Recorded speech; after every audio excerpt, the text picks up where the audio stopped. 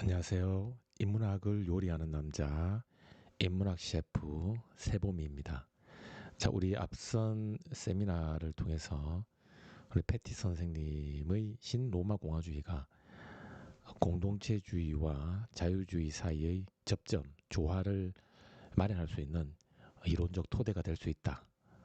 그런 측면에서 우리 패티 선생님의 이 비지배로서의 자유, 비지배로서의 자유라고 하는 이 이론은 상당한 의미가 있다. 제가 이렇게 평가를 했습니다.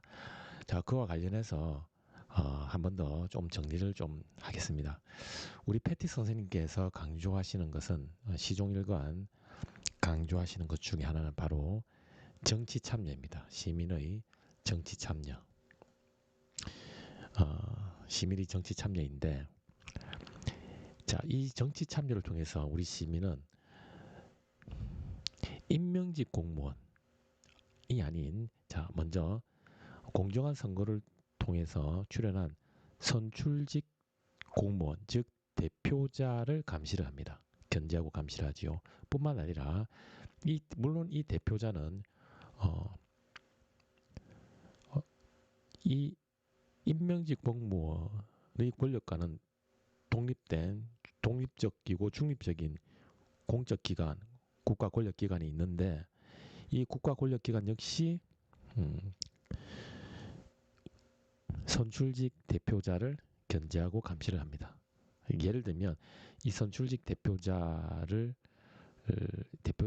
대표자가 속한 권력기관이 행정부라고 한다면 이 행정부를 견제하고 감시하는 독립적인 국가기관은 사법부 내지는 입법부라고 할 수 있어요. 사법부 내지는 입법부. 그러니 이 국가 권력기관 중에 하나인 이 행정부를 또 다른 국가 권력인 사법부와 행정부가 견제하고 감시한다 이렇게 볼 수가 있는 거예요.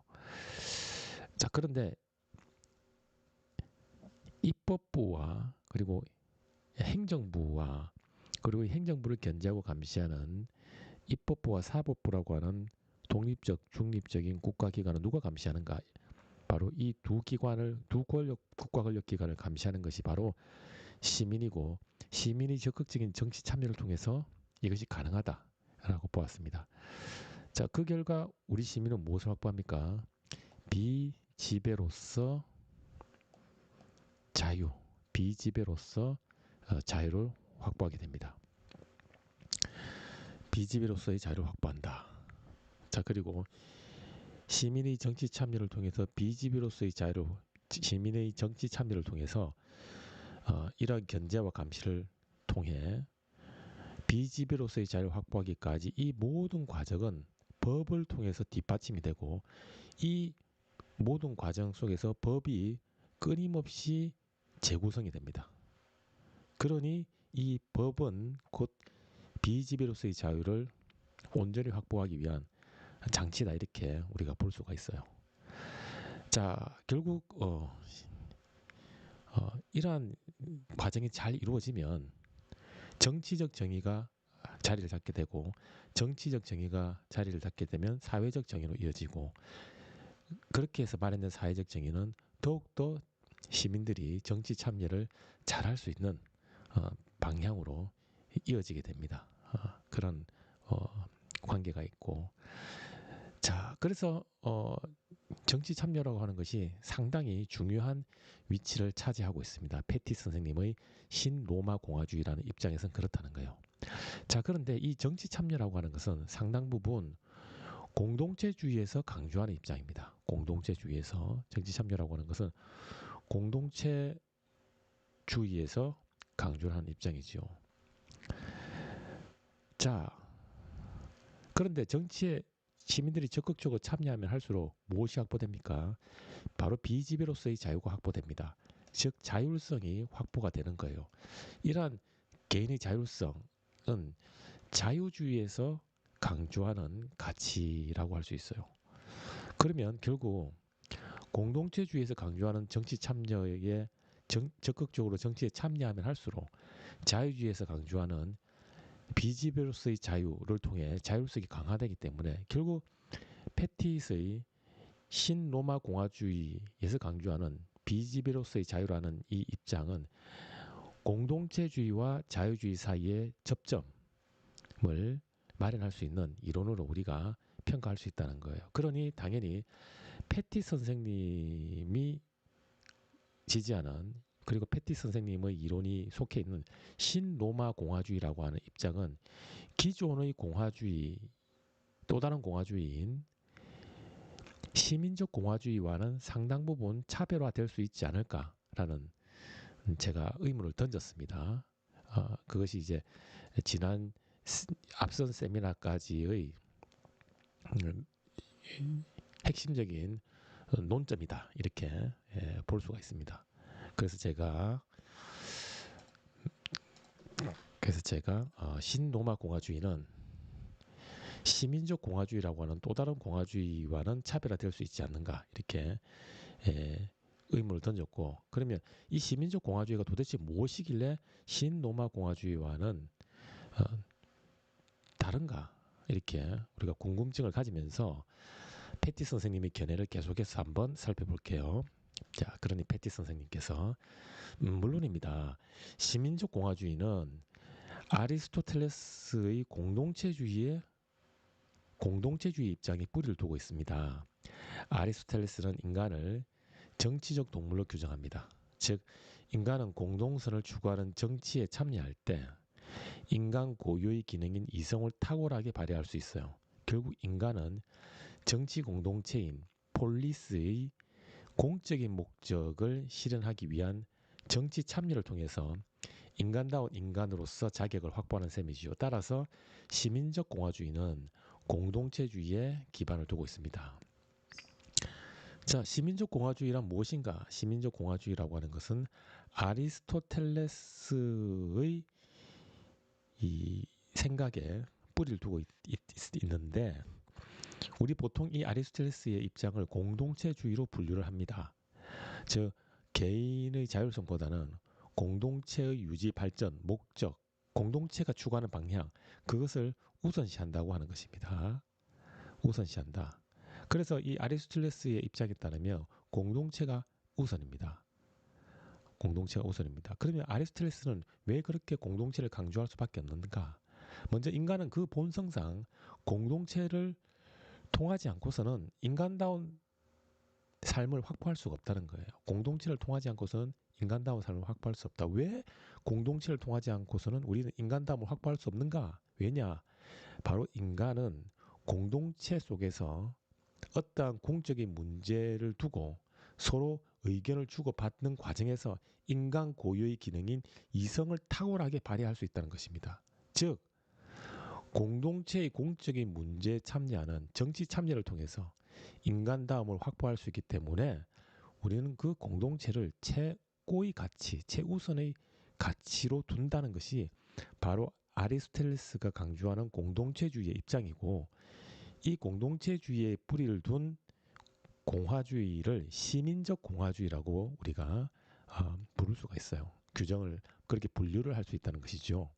그럼 결국 이 아리스토텔레스의 공동체주의에 뿌리를 둔 시민적 공화주의는 제가 앞서 언급드렸던 개인의 자율성보다는 공적인 정치 참여를 강조하는 공동체주의의 입장을 대변한다, 이렇게 볼 수가 있습니다.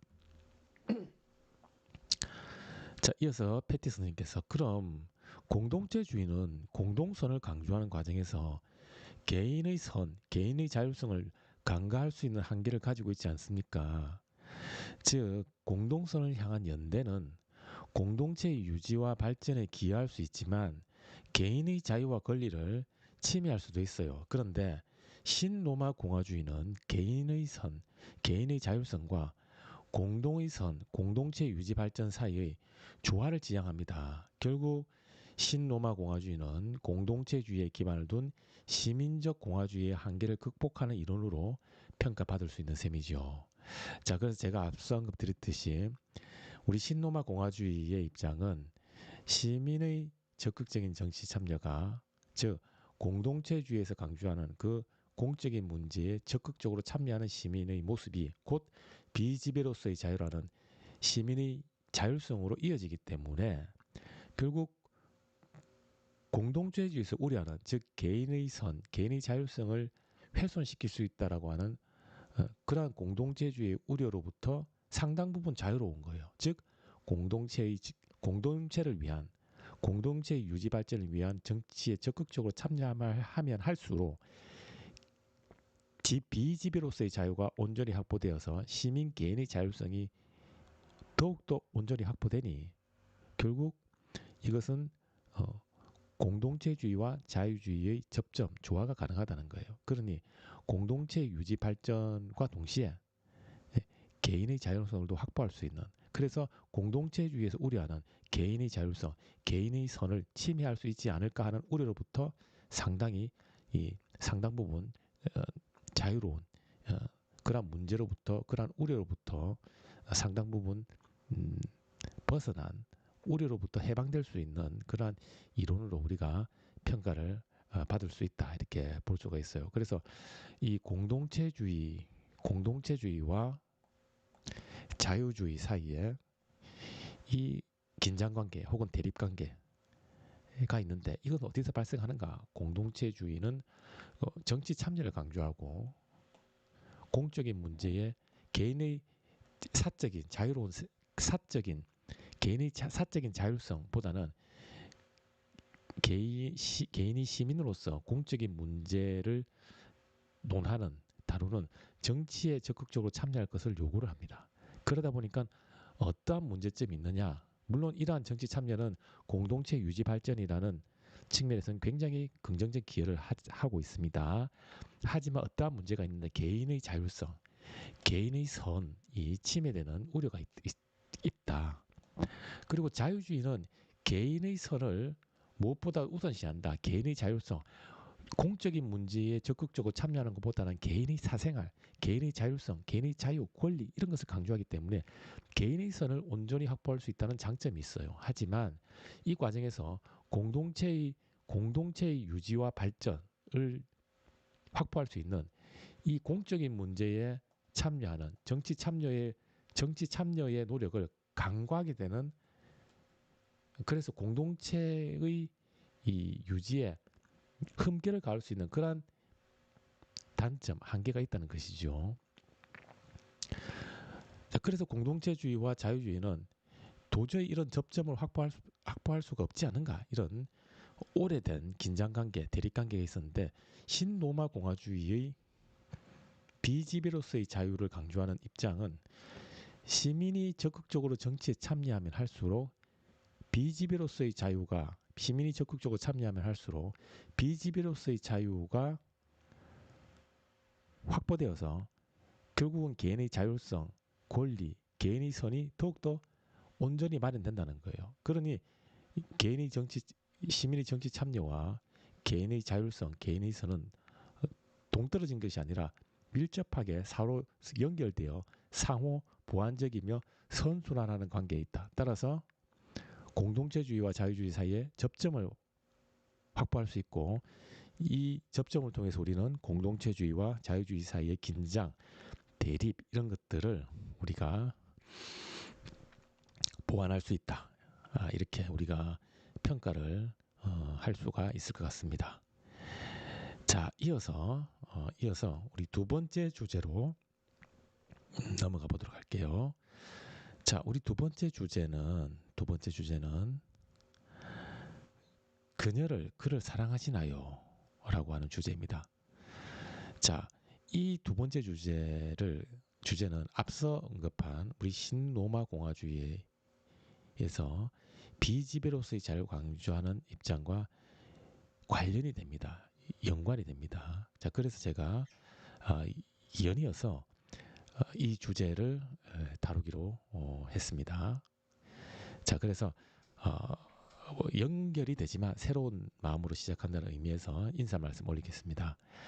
자, 안녕하세요. 저는 인문학을 요리하는 남자, 인문학 셰프 세범입니다. 자, 이번에는 그를 사랑하시나요? 라고 하는 주제를 한번 다뤄보도록 하겠습니다. 이어서 두 번째 스토리를 소개할게요. 자, 철수라고 하는 분이 계셨는데, 이분이 어떤 국가의 국민이에요. 그래서 이 철수는 사랑하는 국가를 위해서 군에서 장교로 복무를 하고 있습니다. 그래서 그런데 이 국가는 철수가 속한 국가는 다수의 A 민족과 소수의 B 민족으로 구성되어 있어요. 그러니 이 A 민족이 B 민족보다 압도적인 다수를 차지하고 있는 셈이죠. 자, 철수는 다수인 A 민족에 속합니다. 그런데 소수의 B 민족이 이 국가의 경제적 부와 높은 사회적 지위의 상당 부분을 차지하고 있는 거예요. 얼마 전에 이 국가에서 공정한 선거를 통해서 국민들이 대표자를 선출했습니다. 즉 대통령을 선출했어요. 자, 그 대통령은 국가를 구성하는 다수인 A 민족이 유전적으로 우월하고 B 민족은 열등할 뿐만 아니라 열등한 그 B 민족 때문에 다수를 구성하는 A 민족이 경제적으로 매우 고통받고 있다라고 선전선동을 합니다. 이에 대통령은 A 민족의 권리와 이익을 보호하기 위해 B 민족이 차지하고 있는 모든 경제적 부와 사회적 지위를 박탈하는 정책을 실시합니다. 심지어 B 민족을 말살하기 위한 정책으로 B 민족 학살법을 제정을 하기도 합니다. 그 결과 B 민족은 수용소에 갇혀 있다가 날마다 가스실로 옮겨져 죽어나가고 있어요. 더군다나 이 철수가 속한 국가를 구성하는 다수의 A 민족은 이 비인륜적인 대통령의 정책을 열광적으로 지지를 하고 있습니다. 자, 이런 상황에 철수는 국가의 명령과 법에 따라 비민족을 그 학살 수용소로 실어 나르며 가스실에서 비민족을 대량으로 신속하게 학살할 수 있는 그런 시스템까지 마련합니다. 이때 철수의 어머니는 철수가 더 이상 자국의 국민을 죽이는 정신 나간 명령을 제발 수행하지 말아달라고 간절히 애원을 합니다. 하지만 철수는 어머니의 부탁을 거절해요. 철수의 어머니가 그 이유를 묻자 자신은 A 민족을 사랑하기 때문에 그렇게 하고 있다. 즉 유전적 혈통이 같은 우리 A 민족의 이익을 위해서라면 어떠한 국가의 명령이든지 따를 수 있다라고 어머니에게 호소를 합니다. 자, 이 스토리와 관련해서 제가 말문을 틉니다. 자, 국가에 대한 애정으로서 애국심과 관련하여 철수가 국가를 사랑하는 방식을 우리는 어떻게 평가해야 할까요? 철수는 국가 자체를 무조건적으로 사랑하는 것으로 보입니다. 즉 국가의 명령에 대해 비판적으로 검토하는 과정이 전혀 없이 그저 민족의 번영을 위해 A 민족이죠. 국가의 명령에 무조건 복종합니다. 묻지도 따지지도 않는 맹목적 사랑. 국가에 대한 이런 사랑을 과연 애국심이라고 할 수 있겠습니까? 자, 이러한 문제 제기에 대해서 비롤리라고 하는 학자분이 등장하셨어요. 자, 이 비롤리라고 하는 분이 자, 일단 저는 우리 철수가 국가를 사랑하는 방식, 우리 철수의 애국심은 상당히 맹목적이다. 그저 같은 민족이라는 이유만으로 묻지도 따지지도 않고 비인륜적인 학살을 자행하는 그러한 정책까지 기꺼이 그 같은 민족을 위해서 같은 민족이라는 이유만으로 실시한다. 실행에 옮기고 있다. 이것은 정말 묻지도 따지지도 않는 맹목적인 국가에 대한 사랑이 아닌가. 제가 이렇게 문제를 제기한 거예요. 자, 이 문제에 대해서 비롤리라고 하는 학자분의 견해를 한번 들어봅시다. 자, 그 문제와 관련하여 애국심의 내용이 무엇인지 검토할 필요가 있습니다. 신로마 공화주의와 민족주의는 애국심의 대상에 대해 전혀 다른 입장을 가지고 있어요. 자, 먼저 신로마 공화주의의 애국심은 사랑의 대상이 정치 체제입니다. 물론 그 정치 시스템은 공화국으로서 인민 혹은 민중 공동의 자유를 보장합니다. 인민과 민중의 공동의 자유를 보장합니다. 물론 여기서 정치 체제는 비지배로서 자유를 보장하는 시스템이죠. 자, 그런데 전제정, 즉 독재자 혹은 참주가 법적 제약을 받지 않고 전제정의 경우 독재자 혹은 참주는 법적 제약을 받지 않고 통치를 합니다. 이러한 정치 시스템은 비지배 자유를 훼손하지요. 자유를 훼손하는 정치 체제를 어떻게 사랑할 수가 있겠습니까? 전제정 시스템에 대한 사랑이 싹틀 수 있다? 이건 터무니없는 소리입니다. 그래서 신로마 공화주의는 전제정에 반대합니다. 애국심이란 무엇인가? 먼저 이 비롤리의 입장에 따르면 신로마 공화주의와 민족주의는 애국의 대상, 즉 애국심이 지향하는 그 대상이 다르다는 거예요. 참고로 비롤리라고 하는 학자분은 신로마 공화주의의 입장에 서 있습니다. 즉 공화주의자입니다. 애국심의 대상이 어떻게 다른가? 신로마 공화주의는 민족 그 자체를 사랑하는 것이 아니라 시민의 연대를 통해 마련한 정치 체제, 즉 정치 시스템을 사랑한다는 거예요. 시민의 연대를 바탕으로 한 그 정치 체제, 정치 시스템은 바로 무엇이냐? 그것은 앞서 제가 강조드렸던 비지배로서 자유를 온전히 마련하는 정치 시스템이라고 하는 것입니다. 즉, 한 국가의 시민이 그 국가를 사랑하는 이유는, 그리고 그 국가를 지켜내려는 이유는 바로 우리 국가는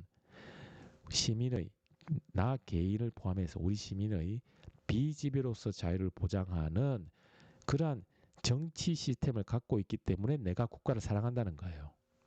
그래서 국가를 사랑한다. 즉 사랑의 대상이 민족 그 자체가 아니에요. 아니라 그 국가의 정치 시스템, 더 구체적으로 표현하자면 비지배로서 자유를 보장하는 그 정치 시스템, 정치 체제를 사랑한다는 거예요.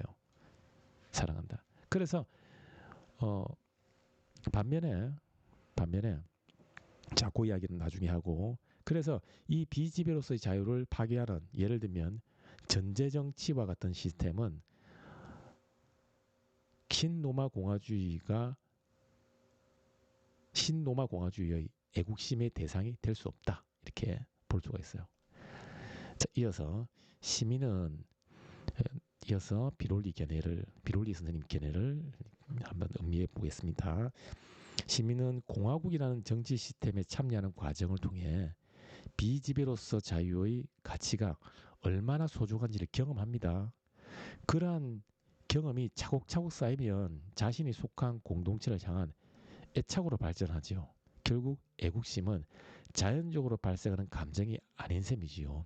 이뿐만 아니라 비지배로서 자유를 보장하는 정치체제, 즉 공화국에 대한 애착은 보편적 인류애로 작용할 수 있습니다. 자, 우리 비롤리 선생님은 한 번 더 신로마 공화주의가 사랑하는 대상은 민족 그 자체가 아니라 정치 시스템이다. 그 정치 시스템은 비지배로서의 자유를 보장하게 되고, 비지배로서의 자유를 보장하고 있는 그 정치 시스템에서 시민들이 생활하면서 이 비지배로서의 자유가 얼마나 소중한지를 계속 경험을 합니다. 그리고 그러한 경험이 차곡차곡 쌓이면 그때 공동체를 향한 애착이 싹튼다는 거예요. 그리고 그 비지배로서 자유를 보장하는 정치 시스템에 대한 애착, 그 애착은 보편적인 인류애로 발전할 수 있다는 거예요. 보편적인 인류애로 발전할 수가 있다. 자, 그래서 제가 여쭈었어요. 잠시만요, 선생님. 자국의 정치 체제에 대한 애착이 어떻게 다른 공동체의 인류를 향한 사랑, 즉 보편적 인류애로 나아갈 수 있습니까? 이건 너무 지나친 도약 아닙니까? 어떤 연결고리라도 있어야 될 것 같은데 어떻게 생각하십니까? 이렇게 여쭈었더니 이 비롤 선생님께서, 자, 공화국에 대한 애착과 보편적 인류의 사이를 매개하는 연결고리가 바로 감정적 전이 혹은 감정적 전염이라고 할 수 있어요. 공감이라는 감정 아시죠, 여러분? 공감이라는 감정을 통해 우리가 경험하고 있는 것처럼 이 감정은 다른 사람에게 전염되어 다른 사람의 감정을 마치 나 자신이 경험하는 것처럼 느낄 수가 있어요. 자, 그래서 다른 공동체 구성원이 타인의 자의적 지배로 인해 노예의 삶에 직면하고 있다면 우리는 연민의 감정을 느끼게 됩니다. 이러한 감정적 전이 덕분에 이질적 민족이라는 이유로 배타적 혹은 공격적인 태세로 다른 민족을 우리가 취급하진 않습니다. 자, 비롤 선생님은 자국의 정치 체제, 즉 비지비로서의 자유를 보장하는 자국의 정치 체제에 대한 애착이 다른 공동체 구성원을 사랑하는 보편적인 인류에까지 이어질 수 있다. 어떻게 그것이 가능한가? 그것은 바로 감정이다. 감정적 전염이라고 할 수 있다. 감정은 전염이 된다는 거예요. 감정은 전염이 된다. 즉 비지배로서의 자유를 보장하는 정치 시스템에 살면서 비지배로서의 자유가 얼마나 소중한지 경험을 하게 되고 그 결과 비지배로서의 자유를 보장하는 자신의 국가가 작동하는 정치 시스템에 애착을 가졌어요. 근데 그때 그런 애착을 가지면 혹여나 비지배로서의 자유를 훼손하려고 하거나 훼손당하는 그러한 공동체에 속해 있는 사람을 경험할 때 우리는 그 공동체 구성원들에게 연민의 감정을 보낸다는 거예요. 그러니 함부로 다른 공동체를 자국 공동체를 위해서 침략하거나 자국 공동체의 이익을 위해서 훼손하지 않겠지요. 왜냐하면 그렇게 침략하고 훼손하는 배타적이고 공격적인 태도는 비지배로서의 자유가 침해당하는 공동체 구성원에 대한 연민의 감정과는 거리가 먼 거예요. 즉 우리가 다른 공동체 구성원을 침략하거나 배타적이나 공격적인 태세로 전환할 때 우리는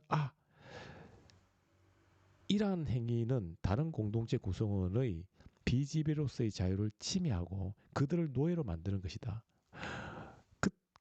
그때 연민의 감정을 느낀다는 거예요. 이러한 연민의 감정 때문에 다른 공동체를 배타적 공격적으로 침해할 수가 없다는 거예요. 즉 우리 공동체 구성원의 비지배로서의 자유가 소중한 것처럼 다른 공동체의 비지배로서의 자유도 소중하다. 만약 다른 공동체 구성원의 비지배로서의 자유가 침해된다면 마치 우리 공동체의 나의 비지배로서의 자유가 침해될 때 느끼는 그러한 이 고통의 감정 덕분에 우리는 다른 공동체 구성원의 비지배로서의 자유가 침해될 때 그들에게 연민의 감정을 느끼게 된다. 즉 이러한 감정적 전염 덕분에 신로마 공화주의가 강조하는 정치 시스템에 대한 비지배로서의 자유를 보장하는 정치 시스템에 대한 애착은 다른 공동체 구성원에 대한 사랑으로까지 이어질 수가 있다라고 보는 것이 비롤리 선생님의 입장이다. 이렇게 볼 수가 있습니다.